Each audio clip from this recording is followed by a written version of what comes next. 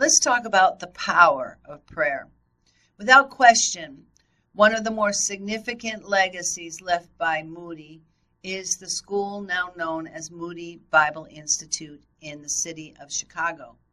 The new school, now more than 100 years old and still thriving, has trained tens of thousands of men and women to carry on the work of ministry in countries all over the world. And students at the school today contribute and continue to reach out to people in the more destitute districts of the city, just as their founder did.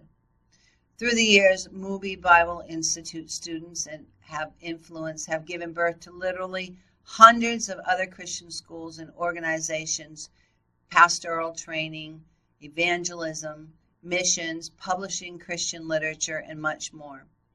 All told, it is safe to say that literally millions of lives have been touched through the years by those who received their training at Moody Bible Institute. And it all began, of course, with prayer. Dr. Charles Goss was with Moody when the evangelist first shared with him his plans to start the Bible school in Chicago.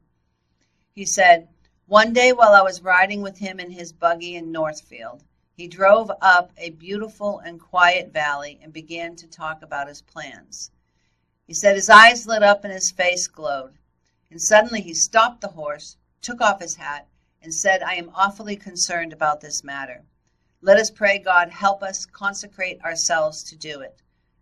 He said the prayer went up to heaven, if anything ever did." Moody put his vision and plans in the best place possible, in God's hands. He knew that if the school was to become reality and enjoy true success, only God could make it happen.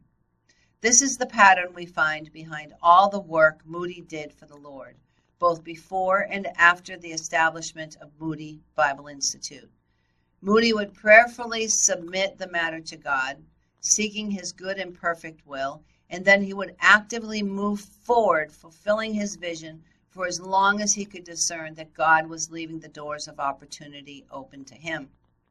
And all we do as spiritual leaders, may this serve as an example for us. May we have a constant readiness to pray, placing our every endeavor in the Lord's hands. May our communion with God remain constant so we are sensitive to his leading in every area of our lives. And may we remember to pray with pure hearts so that the Lord may respond to our petitions in accordance to his will and his best for our lives. From the pulpit, Moody preached saying, "You never get more than one day's journey from Christ if you come to him every morning. Shut the world out. Get closeted with God and you will learn his secrets." Moody said, "I like to get up at 5 in the morning and turn the key and be alone and let God talk with me." Some people say, "I cannot concentrate my thoughts.